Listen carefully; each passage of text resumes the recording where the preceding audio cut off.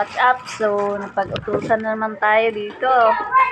Gumawa na naman ako ng kite kasi binta daw niya.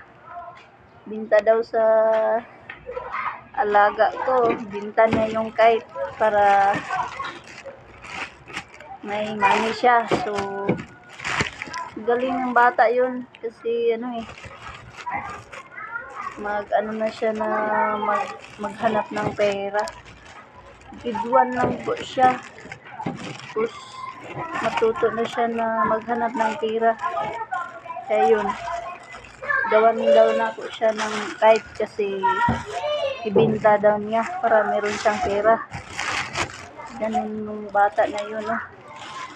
Kaya yung mga bata dyan, galaw-galaw din kayo. Huwag kayo anong ulam.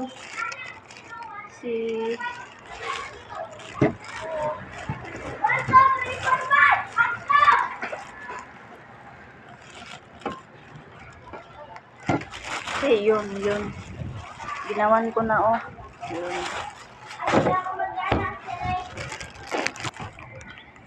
Akalain mo nun na merong bata na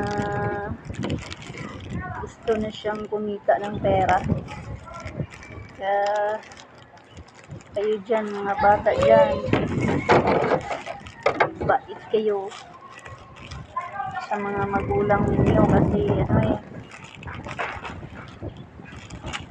tumulong kayo sa mga magulang ninyo.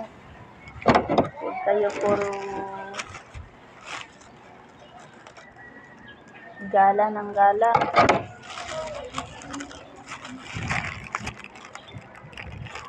Spend nyo yung time na meron pa kayong mga magulang. Kasi mahirap talaga yun kapag wala ka ng magulang.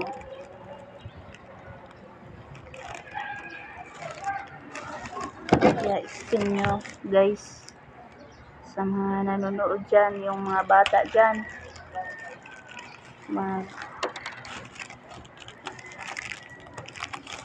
kayo,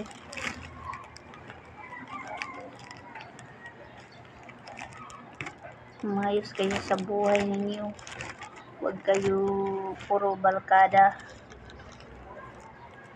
Kasi yung barkada po, hindi po yan makatutulong sa inyo.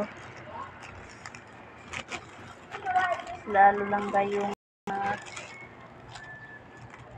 doon kapag inuna yung barkada.